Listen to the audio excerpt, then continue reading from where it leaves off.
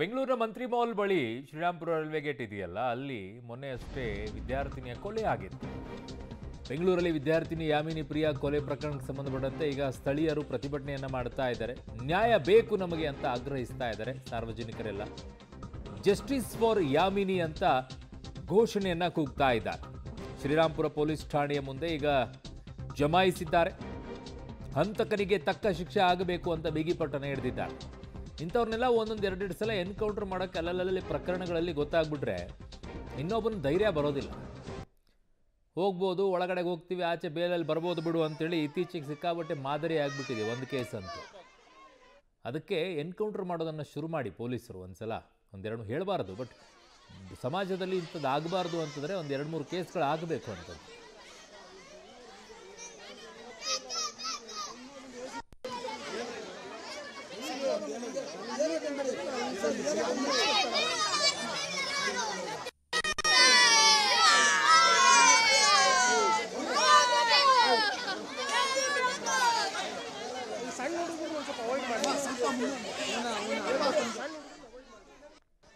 ಏನು ಖಾರದ ಪುಡಿ ಎರಚಿ ಕೊತ್ತನ್ನು ಕೊಯ್ದು ಸಾಯಿಸೋದ?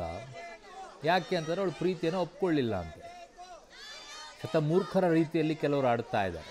ನೀನು ಒಬ್ಬನೇ ಪ್ರೀತಿಸಿದ ತಕ್ಷಣ ಅವಳು ಪ್ರೀತಿಸಬೇಕು ಅಂತಲ್ಲ, ಅವಳಿಗೂ ಪ್ರೀತಿಸೋ ಯೋಚನೆ ಬರಬೇಕಲ್ಲ.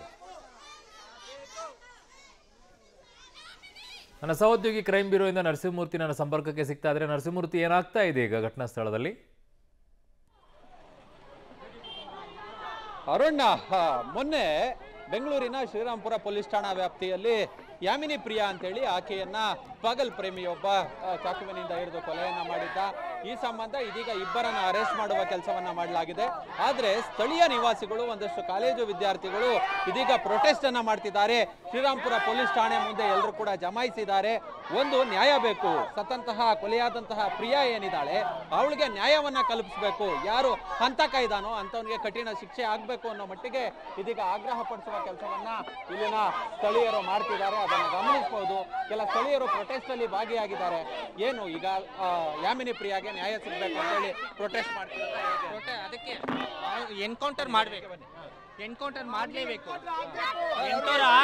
ಪನಿಷ್ಮೆಂಟ್ ಕೊಡೋದು, ಸಿವಿಯರ್ ಪನಿಷ್ಮೆಂಟ್ ಕೊಡಲೇಬೇಕು. ಸಿವಿಯರ್ ಪನಿಷ್ಮೆಂಟ್ ಕೊಡಲ್ಲ ಅಂದ್ರೆ ಕಂಟಿನ್ಯೂ ಆಗ್ತಾನೆ ಇರುತ್ತೆ. ಎನ್ಕೌಂಟರ್ ಮಾಡಲೇಬೇಕು ಅವ್ರನ್ನ. ನೋಡಿ, ಅವ್ರಿಗೆ ನ್ಯಾಯ ಬೇಕಂತ ಫುಲ್ ಪಬ್ಲಿಕ್ ಎಲ್ಲ ಏರಿಯಿಂದ ಸೇರಿದ್ದಾರೆ. ಇದು ಬರೋವರೆಗೂ ಬಿಡೋದಿಲ್ಲ ಸರ್. ಸ್ಟೂಡೆಂಟ್ಸ್ ಎಲ್ಲ ಸೇರ್ತೀವಿ. ಒಂದು ನ್ಯಾಯ ಬೇಕೇ ಬೇಕು.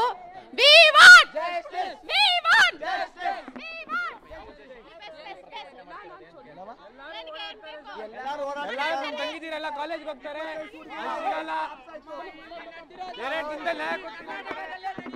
ಸರ್, ಇಂಥ ಹುಡುಗಿಗೆ ನ್ಯಾಯ ಆಗಿದೆ. ನ್ಯಾಯ ಬೇಕು ಸರ್ ನಮ್ಗೆ. ಇಷ್ಟೇ. ಇವಾಗ ನಾವು ಹೆಣ್ಮಕ್ಳು ಸರ್, ನಮ್ಗೆ ನ್ಯಾಯ ಬೇಕು ಸರ್. ಅವನ ಬಿಡ್ಬಾರ್ದು ಸರ್.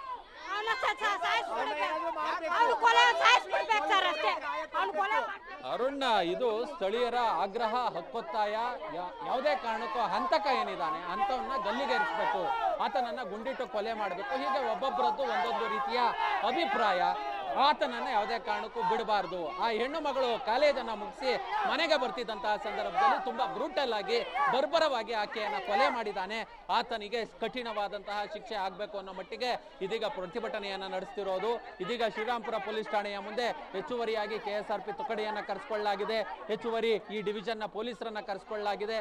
ಹೀಗಾಗಿ ಸ್ಟೇಷನ್ ನಿಂದ ಮುಂದಕ್ಕೆ ಕಳಿಸುವ ಕೆಲಸವನ್ನ ಪೊಲೀಸರು ಪ್ರತಿಭಟನಾಕಾರರನ್ನ ಕಳಿಸುವ ಕೆಲಸವನ್ನ ಮಾಡ್ತಿದ್ದಾರೆ. ಕಾಲೇಜು ವಿದ್ಯಾರ್ಥಿಗಳು, ಇಲ್ಲಿನ ಮಹಿಳೆಯರು ಮತ್ತೆ ಶ್ರೀರಾಮ್ಪುರ ನಿವಾಸಿಗಳು ಇವರೆಲ್ಲರೂ ಸಹ ಇದೀಗ ಪ್ರತಿಭಟನೆಯಲ್ಲ ಭಾಗಿಯಾಗಿ ಅನ್ಯಾಯವಾದಂತಹ ಪ್ರಿಯಾಳಿಗೆ ನ್ಯಾಯವನ್ನ ಕೊಡಿಸುವ ಕೆಲಸವನ್ನ ಮಾಡಬೇಕು ಅನ್ನೋ ಮಟ್ಟಿಗೆ ಇದೀಗ ದೊಡ್ಡ ಮಟ್ಟದ ಪ್ರತಿಭಟನೆಯನ್ನ ಶ್ರೀರಾಮ್ಪುರದಲ್ಲಿ ಮಾಡ್ತಿದ್ದಾರೆ. ಅರುಣ್. ಓಕೆ ನರಸಿಂಹಮೂರ್ತಿ, ನಿಮ್ಮೆಲ್ಲ ಮಾಹಿತಿಗೆ ಧನ್ಯವಾದಗಳು.